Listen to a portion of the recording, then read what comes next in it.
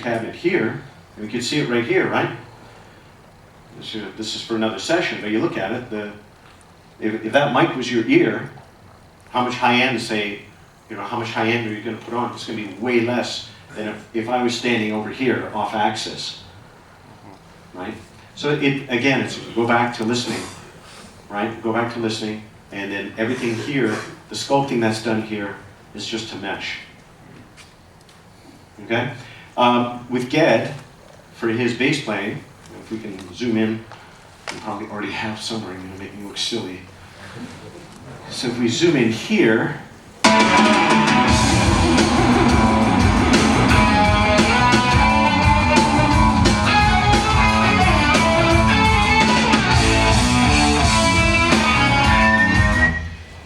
with Ged, we got up to like 10 dB of compression. So his sound, Ged's sound, is generally, it's on the compressed side, and his attack is actually faster, much faster than the drum attack is. And the reason is, again, it's the whole idea of sculpting. We want the transients of the drums, right? We want to, by controlling the bass, we let the drums poke through more.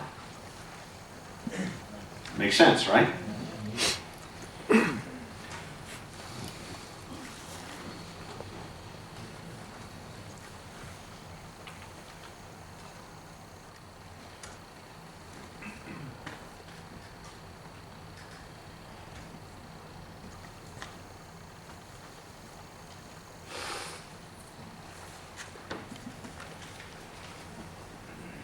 Second.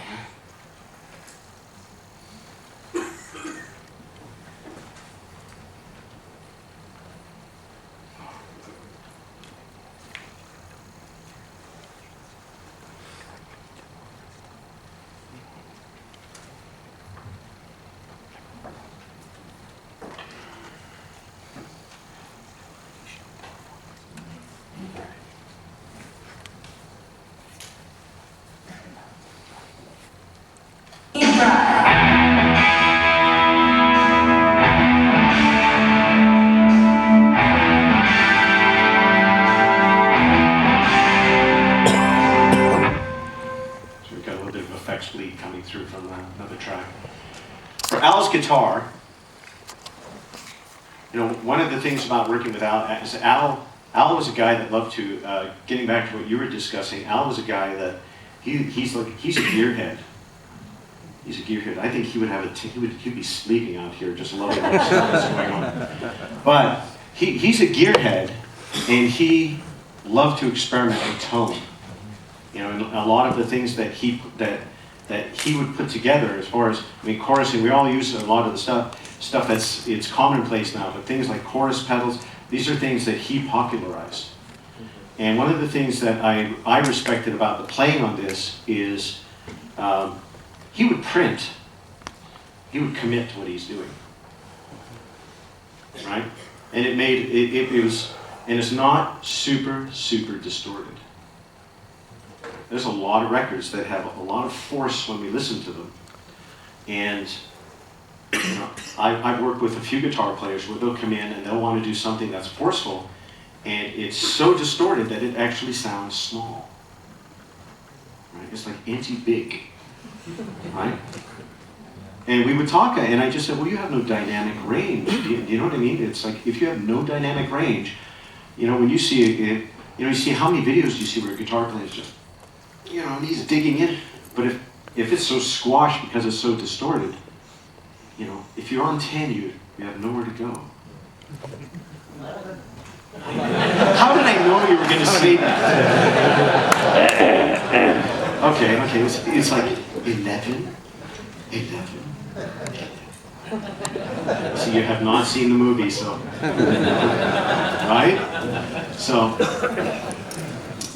but he is a master at getting tone, right?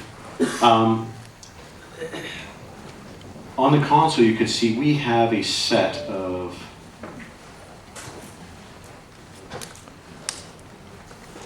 3, 4. We had a set of 2 sets of 4 and one track that wasn't used because it was a slave track. So he has 8 guitar tracks. And you remember the concept that I was discussing? I was saying something about having a conversation where everybody is saying something different. In a lot of the material I've worked on with Rush, Al is kind of like taking the entire row of people here, and we're all saying the exact same thing, right? So, in other words, what he's saying becomes clear and reinforced because everything is the same in this case, and there's different tones. He uses different tones to create a really wide texture. Playing off something like that, you've got like Bohemian Rhapsody where there's hundreds of tracks with essentially the same thing going. Just Completely. Yeah. Completely. And it makes it a lot stronger because you have all those nearly identical tracks, but they have those slight differences that give it that strength. Completely. Completely. And this is all stuff that you apply to, you can apply, these concepts can be applied to your productions as artists. Right? It's great. You know, it's fantastic that to come in and speak with everybody, and you know, there's really strong knowledge. There's knowledge about the layering, about the sonics, about layering, about the compression. This is all stuff that you can do, whether you're in the studio, whether you're going to a commercial studio or you have your own studio. These are all tried and true concepts that you can apply your own interpretation to your own music, right? So all this is really doing is saying, hey guys, guess what? You're right. You're right, keep going, right? Don't get a day job, just do music. That's what I told my folks.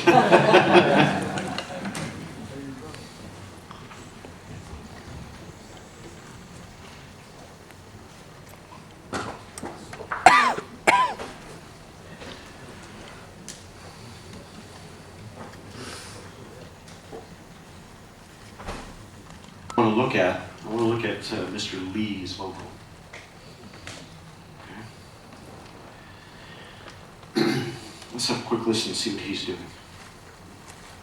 Though his mind is not for rent, don't put him down as arrogant. His reserve a quiet defense, writing out the day's events. No river.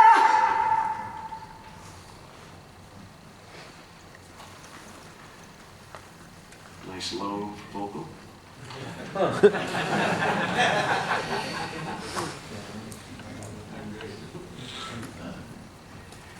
Now on this, there are a few tracks of this. I should have brought this up a little earlier.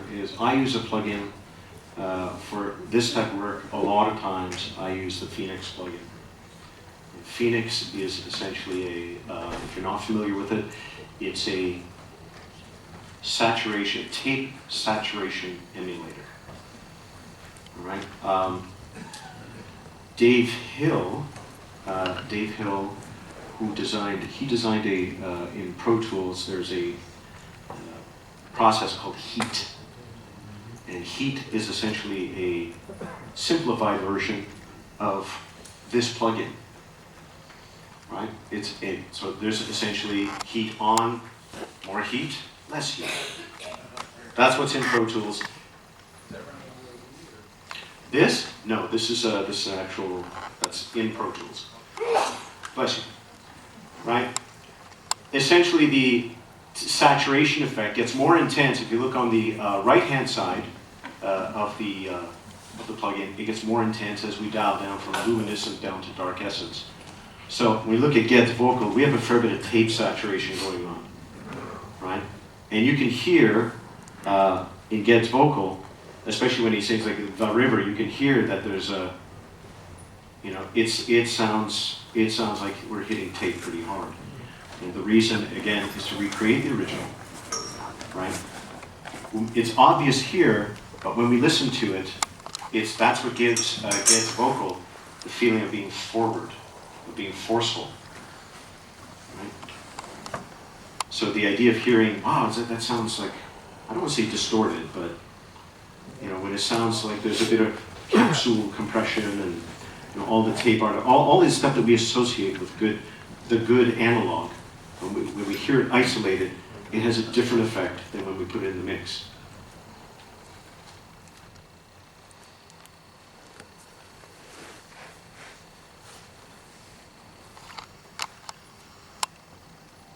Okay, see with Ged here as well, see with Ged, because of the register of his vocal, very, very high register, I end up sculpting on first off the bottom end. You can see it rolling off the bottom end. Not a lot because the recording was done. I think Paul Northfield did the recording. And Paul's a really great engineer.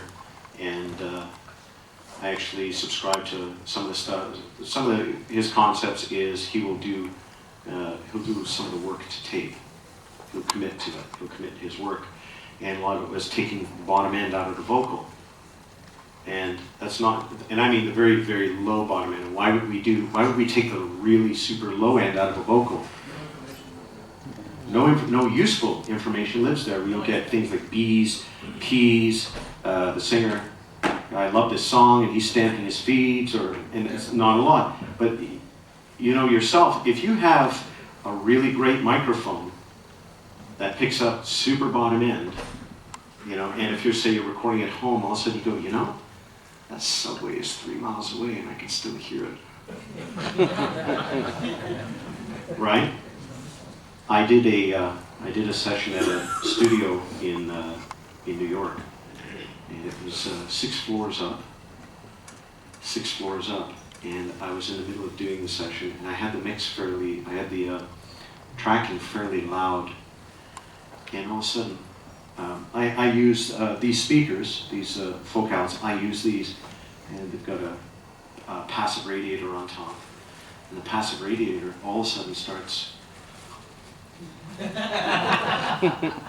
can't hear anything, like I couldn't hear it, but I'm just looking going, oh, that's odd, I wonder what that is. And I talked to the studio owner, he said, well, you know, all the rooms are on rubber and they're isolated, but there is a subway that is 30 feet underground and he's 6 floors up. So the importance of rolling off bottom end, right? This is stuff for anything for breathing, the low end that you get from breathing.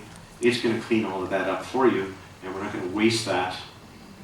And that's just going to waste energy in a mix, right?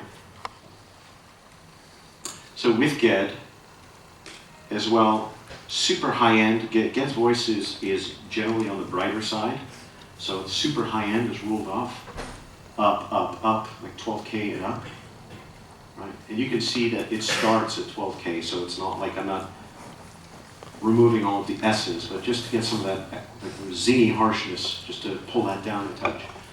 And to get him to push through the mix harder, you're just under 2K. And that's a great frequency for vocalists. It's either great or it sucks beyond belief. It can make the singer the most annoying thing on the planet, or it's going to give you projection in the mix, right? In this case, very, very little bit is applied to Ged's vocal.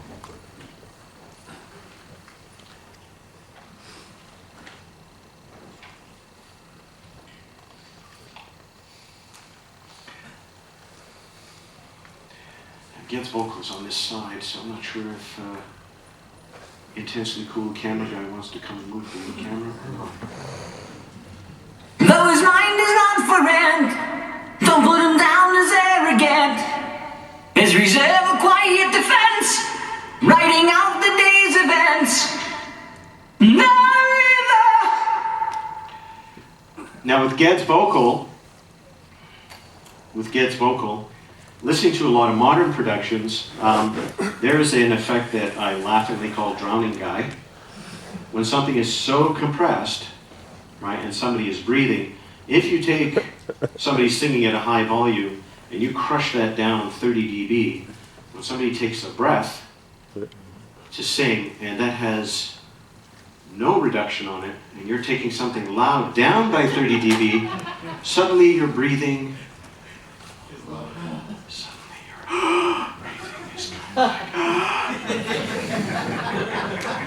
You have drowning guy, what I call the drowning guy. So that's popularized on any Justin Bieber record you might or might not own. And if you own it, it's okay. Notice you went for a fellow Canadian. Wow. All right, I see where this is going. We're not the ones that gave him the visa. We gave him the plane out. Right?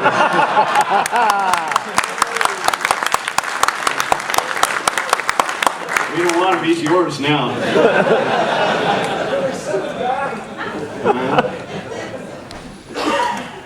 So, moving on to bigger and better things. In this particular mix, there's another reverb emulation that I ended up using, and that's another UA emulator. Let me pull that up for you.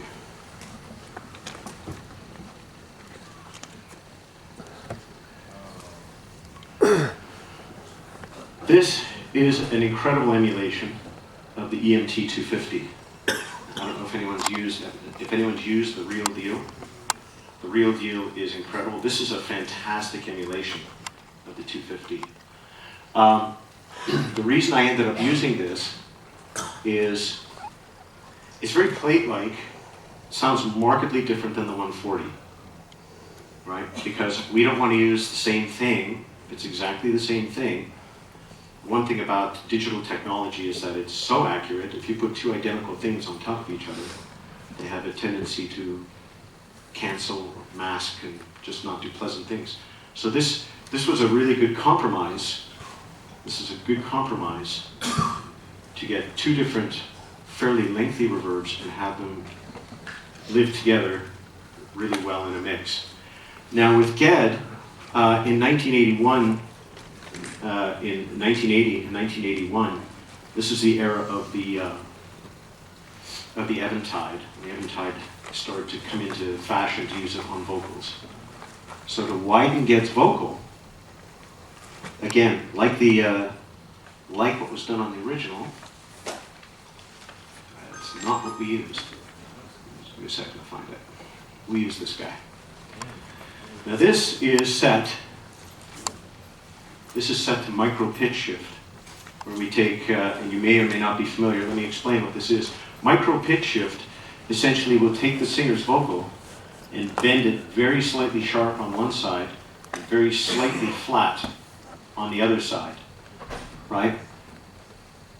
And you can see they're labeled as soft key, and the numbers there correspond to adding a slight delay as well, right?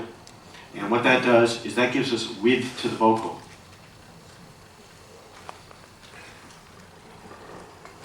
If we take, we can take the effects and here I'll slam them on and off for you.